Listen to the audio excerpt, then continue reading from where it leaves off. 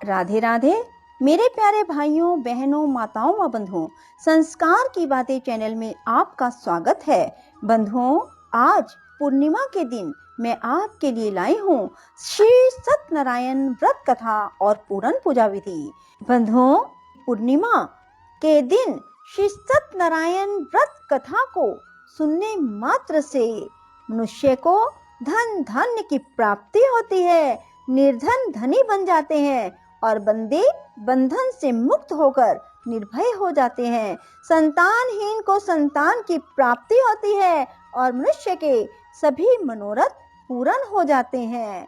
बंधुओं, यदि आपने हमारे चैनल को अब तक सब्सक्राइब नहीं किया तो जरूर करें और बेल आइकन दबाना ना भूलें, ताकि आपको हमारी आने वाली सभी वीडियोस की जानकारी सबसे पहले हो सके। बंधुओं, वीडियो को पूरी सुनने के बाद कमेंट बॉक्स में जय श्री सत्यनारायण स्वामी की जरूर लिखें। बंधुओं, जो मनुष्य भी पूर्णिमा के दिन श्री सत्यनारायण कथा को सुनेंगे, उनके यहाँ जीवन में कभी भी किसी प्रकार की कोई कमी ना रहेगी। उनके घर लक्ष्मी जी का स्थायी वास होगा। बंधुओं, उनके यहाँ सुख समृद्धि और सदा के लिए रहेंगे। बंधुओं, सत्यनारायण व्रत करने वाला मनुष्य पूर्णिमा के दिन सायंकाल के समय स्नान आदि से निवृत्त होकर पूजा स्थान पर आसन लगाकर बैठे और श्री गणेश, गौरी, वरुण, विष्णु आदि सभी देवताओं का ध्यान करके पूजन करें। संकल्प करें कि मैं श्री सत्यनारायण स्वामी का पूजन व कथा श्रवण सदैव करूंगा। पुष्प हाथ में लेकर श्री सत्यनारायण का ध्यान करें। यज्ञोपवीत पुष्प नैवेद्य आदि से युक्त होकर स्तुति करें। हे भगवान, मैंने श्रद्धा पूर्वक फल, जल आदि सब सामग्री आपके अर्पण की है, इसे स्वीकार कीजिए। मेरी विपदाओं से रक्षा कीजिए। मैं आपको बारंबार प्रणाम करता हूँ। इसके बाद श्री सत्यनारायण भगवान की कथा पढ़ें या फिर श्रवण करें। श्री सत्यनारायण भगवान की कथा आरंभ। पहला अध्याय।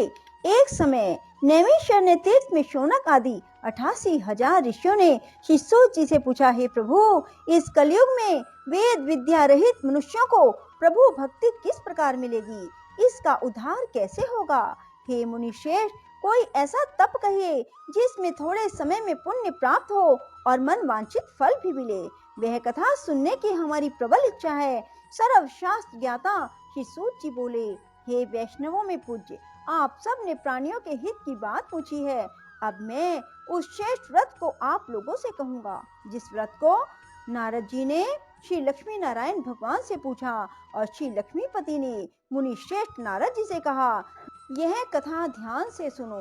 एक समय योगी राज नारद जी दूसरों के हित की इच्छा से अनेक लोकों में घूमते हुए मृत्यु लोक में यहाँ पहुँचे। यहाँ अनेक योनियों में जन्मे हुए प्राय सभी मनुष्यों को अपने कर्मों द्वारा अनेकों दुखों से पीड़ित देखकर विचार करने लगे, किस यत्न के करने से निश्चय ही मानवों के दुखों का नाश हो सकता है। ऐसा मन में सोचकर भगवान नारद विष्णु लोक को गए। वहाँ श्वेत वर्ण और 4 भुजाओं वाले देवों के ईश नारायण का, जिनके हाथों में शंख, चक्र, गदा और पद्म थे, वरमाला पहने हुए थे, देखकर स्तुति करने लगे।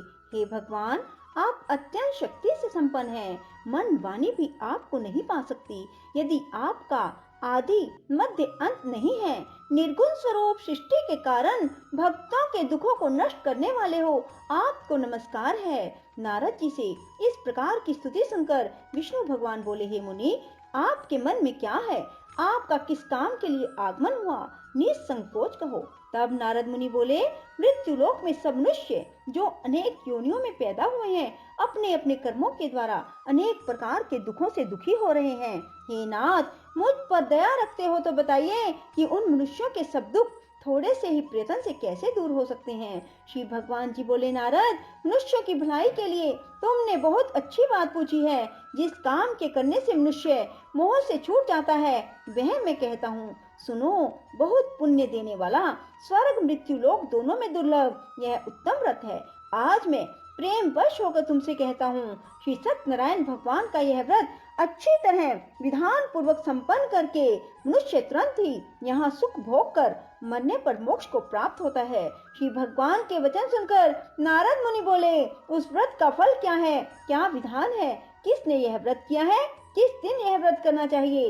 हे भगवान, मुझसे विस्तार से कहो। भगवान बोले, दुख शोक आदि को दूर करने वाला यह व्रत सब स्थानों पर विजय प्राप्त करने वाला है। भक्ति और श्रद्धा के साथ किसी भी दिन मनुष्य श्री सत्यनारायण की शाम के समय ब्राह्मणों और बंधुओं के साथ धर्म परायण होकर पूजा करे। भक्ति भाव से नैवेद्य केले का फल, घी, दूध और गेहूं का चूरन सवाया लेवे। गेहूं के अभाव में साठी का चूरन, शक्कर अथवा गुड़ ले भक्ति भाव से भगवान को अर्पण करे। बंधु बांधवों सहित ब्राह्मणों को भोजन कराए, पश्चात स्वयं भोजन करे। रात्रि में नृत्य गीत आदि का आयोजन कर श्री सत्यनारायण भगवान का स्मरण करता हुआ समय व्यतीत करे। इस तरह व्रत करने पर मनुष्य की इच्छा निश्चय पूरी होती है। विशेषकर कली काल में मृत्यु लोक पर यही मोक्ष का सरल उपाय है। इति श्री सत्यनारायण व्रत कथा का प्रथम अध्याय संपूर्णम। ओम हरे राम राम राम हरे हरे, हरे कृष्ण कृष्ण कृष्ण हरे हरे। दूसरा अध्याय। सूत जी बोले, हे ऋषियों, जिसने पहले समय में इस व्रत को किया है उसका इतिहास कहता हूँ, ध्यान से सुनो। सुंदर काशीपुरी नगरी में एक अत्यंत निर्धन ब्राह्मण रहता था। वह भूख और प्यास से बेचैन हो पृथ्वी पर घूमता था। ब्राह्मणों से प्रेम करने वाले श्री भगवान ने ब्राह्मण को दुखी देखकर बूढ़े ब्राह्मण का रूप धारण कर उसके पास जा आदर के साथ पूछा, हे विप्र, तुम नित्य ही दुखी होकर पृथ्वी पर क्यों घूमते हो? हे श्रेष्ठ ब्राह्मण, यह सब मुझसे कहो, मैं सुनना चाहता हूँ। ब्राह्मण बोला, मैं निर्धन ब्राह्मण हूँ, भिक्षा के लिए पृथ्वी पर फिरता हूँ। हे भगवान, यदि आप इससे छुटकारे का उपाय जानते हो तो कृपा कर कहो। वृद्ध ब्राह्मण बोला, श्री सत्यनारायण भगवान मनवांछित फल देने वाले हैं, इसलिए हे ब्राह्मण, तू उनका पूजन कर, जिसके करने से मनुष्य सब दुखों से मुक्त होता है। ब्राह्मण को व्रत का सारा विधान बतलाकर बूढ़े ब्राह्मण का रूप धारण करने वाले श्री सत्यनारायण भगवान अंतर्ध्यान हो गए। जिस व्रत को वृद्ध ब्राह्मण ने बतलाया है मैं उसको करूंगा। यह निश्चय करने पर उस वृद्ध ब्राह्मण को रात में नींद नहीं आई। वह सवेरे उठकर श्री सत्यनारायण भगवान के व्रत का निश्चय कर भिक्षा के लिए चल दिया। उस दिन उसको भिक्षा में बहुत धन मिला, जिससे बंधु बांधवों के साथ उसने श्री सत्यनारायण का व्रत किया। उसके करने से वह विप्र सब दुखों से छूटकर अनेक प्रकार की संपत्तियों से युक्त हुआ। उस समय से वह विप्र हर मास व्रत करने लगा। इस तरह सत्यनारायण भगवान के व्रत को जो मनुष्य भी करेगा वह सब पापों से छूटकर मोक्ष को प्राप्त होगा। आगे जो पृथ्वी पर सत्यनारायण भगवान का व्रत करेगा वह मनुष्य सब दुखों से छूट जाएगा। इस तरह नारद जी से नारायण का कहा हुआ यह व्रत मैंने तुमसे कहा। हे विप्रो, अब मैं और क्या कहूँ? ऋषि बोले, हे मुनीश्वर, संसार में इस विप्र से सुनकर किस किस ने इस व्रत को किया हम सब सुनना चाहते हैं, इसके लिए हमारे मन में श्रद्धा है। सूत जी बोले, हे मुनियों, जिस जिसने इस व्रत को किया वह सब सुनो। एक समय यह वृद्ध ब्राह्मण धन और ऐश्वर्य के अनुसार बंधु बांधवों के साथ व्रत करने को तैयार हुआ। उसी समय एक लकड़ी बेचने वाला बूढ़ा आदमी आया और बाहर लकड़ियों को रखकर विप्र के मकान में गया। प्यास से दुखी लकड़हारा उनको व्रत करते देखकर विप्र को नमस्कार कर कहने लगा, आप यह किसका पूजन कर रहे हैं? इस व्रत को करने से क्या फल मिलता है? कृपा करके मुझे भी बताओ। ब्राह्मण ने कहा, सब मनोकामनाओं को पूरा करने वाला यह श्री सत्यनारायण भगवान का व्रत है। इनकी कृपा से मेरे यहाँ धन धान्य आदि की वृद्धि हुई है। विप्र से इस व्रत के बारे में जानकर लकड़हारा बहुत प्रसन्न हुआ। भगवान का चरणामृत ले भोजन करने के बाद अपने घर को गया। लकड़हारे ने अपने मन में इस प्रकार संकल्प किया कि आज ग्राम में लकड़ियां बेचने से जो भी धन मिलेगा उसी से मैं श्री सत्यनारायण देव का उत्तम व्रत करूंगा। यह मन में विचार कर वह बूढ़ा आदमी लकड़ियां अपने सिर पर रखकर जिस नगर में धनवान लोग रहते थे ऐसे सुंदर नगर में गया। उस रोज वहां उसे उन लकड़ियों का दाम पहले दिनों से चौगुना मिला। तब वह बूढ़ा लकड़हारा दाम ले अति प्रसन्न होकर पके केले की फली, शक्कर, घी, दुग्ध, दही और गेहूं का चूरन इत्यादि श्री सत्यनारायण भगवान के व्रत की कुल सामग्रियों को लेकर अपने घर गया। फिर उसने अपने भाइयों को बुलाकर विधि के साथ भगवान जी का पूजन और व्रत किया। उस व्रत के प्रभाव से वह बूढ़ा लकड़हारा धन पुत्र आदि से युक्त हुआ और संसार के सुख भोग कर वैकुंठ को चला गया। इति श्री सत्यनारायण व्रत कथा का द्वितीय अध्याय संपूर्णम। ओम हरे राम राम राम हरे हरे, हरे कृष्ण कृष्ण कृष्ण हरे हरे। तीसरा अध्याय। सूत जी बोले, हे श्रेष्ठ मुनियों, अब आगे की कथा कहता हूँ, सुनो। पहले समय में उल्का मुख नाम का एक बुद्धिमान राजा था। वह सत्य वक्ता और जितेंद्रिय था। प्रतिदिन देव स्थानों पर जाता, गरीबों को धन देकर उनके कष्ट दूर करता था। उसकी पत्नी कमल के समान मुख वाली सती साध्वी थी। भद्रशिला नदी के तट पर उन दोनों ने श्री सत्यनारायण भगवान का व्रत किया। उस समय वहाँ एक साधु वैश्य आया। उसके पास व्यापार के लिए बहुत सा धन था। वह नाव को किनारे पर ठहराकर राजा के पास आया। राजा को व्रत करते देखकर विनय के साथ पूछने लगा, हे राजन, भक्ति युक्त चित्त से यह आप क्या कर रहे हैं? मेरी सुनने की इच्छा है, तो आप मुझे बताइए। राजा बोला, हे साधु, अपने बांधवों के साथ पुत्र आदि की प्राप्ति के लिए एक महाशक्तिमान सत्यनारायण भगवान का व्रत व पूजन किया जा रहा है। राजा के वचन सुनकर साधु आदर से बोला, हे राजन, मुझसे इसका सब विधान कहो। मैं भी आपके कथन अनुसार इस व्रत को करूंगा। मेरे भी कोई संतान नहीं है, इससे निश्चय ही होगी। राजा से सब विधान सुन व्यापार से निवृत्त हो वह आनंद के साथ घर गया। साधु ने अपनी पत्नी से संतान देने वाले उस व्रत का समाचार सुनाया और कहा, जब मेरे संतान होगी तब मैं इस व्रत को करूंगा। साधु ने ऐसे वचन अपनी पत्नी लीलावती से कहे।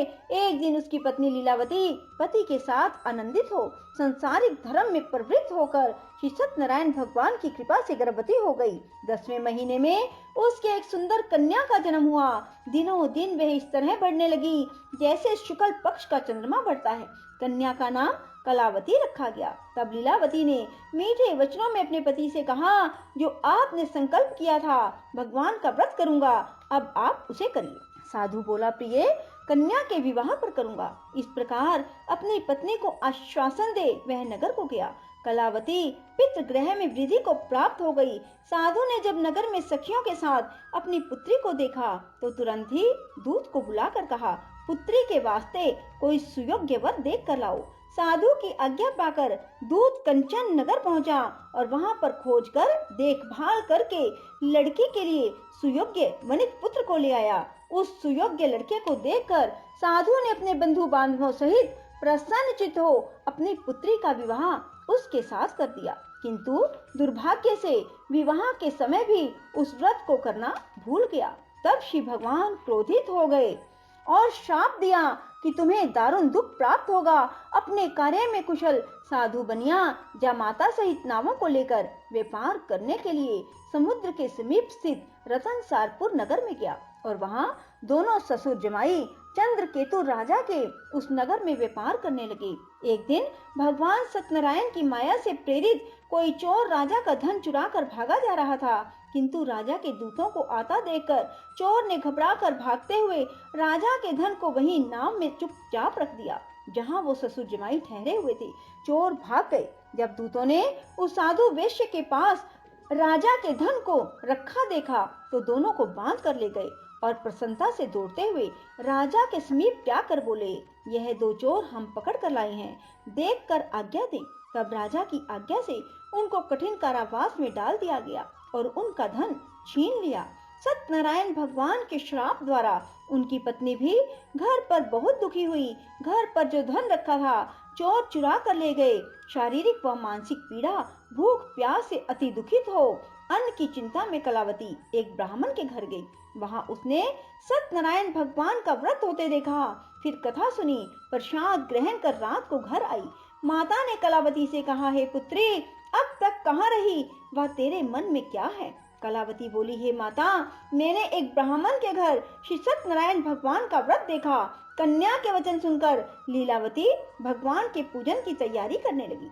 लीलावती ने परिवार और बंधुओं सहित श्री सत्यनारायण भगवान का पूजन किया। वर मांगा कि मेरे पति और दामाद शीघ्र घर आ जाएं। साथ ही प्रार्थना की कि हम सब का अपराध क्षमा करो। सत्यनारायण भगवान उस व्रत से संतुष्ट हो गए और राजा चंद्रकेतु को स्वप्न में दर्शन देकर कहा, हे राजन, दोनों वेश्यों को प्रातः ही छोड़ दो और उनका सब धन जो तुमने ग्रहण किया है दे दो, नहीं तो मैं तेरा धन, राज्य, पुत्र आदि नष्ट कर दूंगा। राजा से ऐसे वचन कहकर भगवान अंतर्ध्यान हो गए। प्रातः काल राजा चंद्रकेतु ने सभा में अपना स्वप्न सुनाया। फिर दोनों वणिक पुत्रों को कैद से मुक्त कर सभा में बुलाया। दोनों ने आते ही राजा को नमस्कार किया। राजा मीठे वचनों से बोला, हे महानुभावों, भावीवश ऐसा कठिन दुख प्राप्त हुआ, अब तुम्हें कोई भय नहीं। ऐसा कहकर राजा ने उनको नए नए वस्त्र आभूषण पहनाए। उनका जितना धन लिया था उससे दुगना धन देकर आदर से विदा किया। दोनों वैश्य अपने घर को चल दिए। इति श्री सत्यनारायण व्रत कथा का तृतीय अध्याय संपूर्ण। ओम हरे राम राम राम हरे हरे, हरे कृष्ण कृष्ण कृष्ण हरे हरे। चौथा अध्याय। सूत जी बोले, वैश्य ने मंगलाचार करके यात्रा आरंभ की और अपने नगर को चला। उनके थोड़ी दूर निकलने पर दंडी वेशधारी श्री सत्यनारायण भगवान ने उनसे पूछा, हे साधु, तेरी नाव में क्या है? अभिमानी वणिक हंसता हुआ बोला, हे दंडी, आप क्यों पूछते हो? क्या धन लेने की इच्छा है? मेरी नाव में तो बेल और पत्ते भरे हैं। वेश्य का कठोर वचन सुनकर भगवान ने कहा, तुम्हारा वचन सत्य हो। दंडी ऐसा कहकर वहां से दूर चले गए। कुछ दूर जाकर समुद्र के किनारे बैठ गए। दंडी के जाने पर वेश्य ने नित्य क्रिया करने के बाद नाव को ऊंची उठी देखकर अचंभा किया। नाव में बेल पत्ते देखकर मूर्छित हो जमीन पर गिर पड़ा। फिर मूर्छा खुलने पर अत्यंत शोक प्रकट करने लगा। तब उसका दामाद बोला, आप शोक ना करें, यह दंडी का श्राप है, अतः उनकी शरण में चलना चाहिए, तभी हमारी मनोकामना पूरी होगी। दामाद के वचन सुन वह दंडी के पास पहुंचा और अत्यंत भक्ति भाव से नमस्कार करके बोला, मैंने जो आपसे असत्य वचन कहे थे उनको क्षमा करो। ऐसा कहकर महान शोकातुर हो रोने लगा। तब दंडी भगवान बोले, हे वणिक पुत्र, मेरी आज्ञा से बार बार तुम्हें दुख प्राप्त हुआ है, तू मेरी पूजा से विमुख हुआ। साधु बोला, हे भगवान, आपकी माया से ब्रह्मा आदि भी आपके रूप को नहीं जानते, तब मैं अज्ञानी कैसे जान सकता हूँ? आप प्रसन्न होइए, मैं समर्थ्य के अनुसार आपकी पूजा करूंगा, मेरी रक्षा करो। पहले के समान नौका में धन भर दो। उसके भक्ति भाव वचन सुनकर प्रसन्न हो उनकी इच्छा अनुसार वर देकर अंतर्ध्यान हो गए। तब उन्होंने नाव पर आकर देखा कि नाव धन से परिपूर्ण है। फिर वह भगवान सत्यनारायण का पूजन कर साथियों सहित अपने नगर को चला। जब अपने नगर के निकट पहुंचा तब दूत को घर भेजा। दूत ने साधु के घर जा उसकी स्त्री को नमस्कार कर कहा, साधु अपने दामाद सहित इस नगर के समीप आ गए। लीलावती और कलावती उस समय भगवान का पूजन कर रही थी। ऐसा वचन सुन साधु की स्त्री ने बड़े हर्ष के साथ सत्यदेव का पूजन कर पुत्री से कहा, मैं अपने पति के दर्शन को जाती हूँ, तू कार्य पूर्ण कर शीघ्र आ जाना। परंतु कलावती व्रत एवं प्रसाद छोड़कर पति के पास चली गई। प्रसाद की अवज्ञा के कारण सत्यदेव रुष्ट हो गए। उसके पति को नाव सहित पानी में डुबो दिया। कलावती अपने पति को ना देखकर रोती हुई जमीन पर गिर गई। इस तरह नौका को डूबा हुआ और कन्या को रोता देख साधु दुखित हो बोला, हे प्रभु, मुझसे या मेरे परिवार से जो भूल हुई है उसे क्षमा करो। उसके दीन वचन सुनकर सत्यदेव प्रसन्न हो गए और आकाशवाणी हुई, हे साधु, तेरी कन्या मेरे प्रसाद को छोड़कर आई है, इसलिए इसका पति अदृश्य हुआ है। यदि वह घर जाकर प्रसाद खाकर लौटे तो उसे पति अवश्य मिलेगा। ऐसी आकाशवाणी सुनकर कलावती ने घर पहुंचकर प्रसाद खाया, फिर आकर पति के दर्शन किए। इसके बाद साधु ने बंधु बांधवों सहित सत्यदेव का विधि पूर्वक पूजन किया। इस लोक का सुख भोग कर अंत में स्वर्ग लोक को गया। इति श्री सत्यनारायण व्रत कथा का चतुर्थ अध्याय संपूर्ण। ओम हरे राम राम राम हरे हरे, हरे कृष्ण कृष्ण कृष्ण हरे हरे। पांचवा अध्याय। सूत जी बोले, हे ऋषियों, मैं और भी कथा सुनाता हूँ, सुनो। प्रजा पालन में लीन तुंगध्वज नाम का एक राजा था। उसने भी भगवान का प्रसाद त्याग कर बहुत दुख पाया। एक समय वन में जाकर वन्य पशुओं को मारकर बड़ के वृक्ष के नीचे आया। वहां उसने ग्वालों को भक्ति भाव से बांधवों सहित श्री सत्यनारायण का पूजन करते देखा। राजा देखकर भी अभिमानवश वहां नहीं गया, ना नमस्कार किया। जब ग्वालों ने भगवान का प्रसाद उसके सामने रखा तो वह प्रसाद त्याग कर अपनी नगरी को चला गया। वहां उसने अपना सब कुछ नष्ट पाया तो जान गया कि यह सब भगवान ने किया है। तब वह विश्वास कर ग्वालों के पास दोबारा गया और विधि पूर्वक पूजन कर प्रसाद खाया। सत्यनारायण देव की कृपा से सब कुछ पहले जैसा हो गया। फिर दीर्घकाल तक सुख भोग कर मरने पर स्वर्ग लोक को गया। जो मनुष्य इस परम दुर्लभ व्रत को करेगा या कथा को सुनेगा, भगवान की कृपा से उसे धन धान्य की प्राप्ति होगी। निर्धन धनी बंदी बंधन से मुक्त होकर निर्भय हो जाता है। संतानहीनों को संतान की प्राप्ति होती है और सभी मनोरथ पूर्ण होकर अंत में वैकुंठ धाम को जाता है। जिन्होंने पहले इस व्रत को किया, अब उनके दूसरे जन्म की कथा सुनो। वृद्ध शतानंद ब्राह्मण ने सुदामा का जन्म लेकर मोक्ष पाया। उल्कामुख नाम का राजा दशरथ होकर वैकुंठ को प्राप्त हुआ। साधु नाम के वैश्य ने मोर ध्वज बनकर अपने पुत्र को आरे से चीरकर मोक्ष को प्राप्त किया। महाराज तुंगध्वज ने स्वयं भू होकर भगवान में भक्ति युक्त कर्म कर मोक्ष को प्राप्त किया। इति श्री सत्यनारायण व्रत कथा का पंचम अध्याय संपूर्णम। ओम हरे राम राम राम हरे हरे, हरे कृष्ण कृष्ण कृष्ण हरे हरे। राधे राधे, जय श्री कृष्ण। बंधुओं, यदि आपको हमारी वीडियो पसंद आए तो इसे लाइक करें और शेयर भी जरूर करें। धन्यवाद।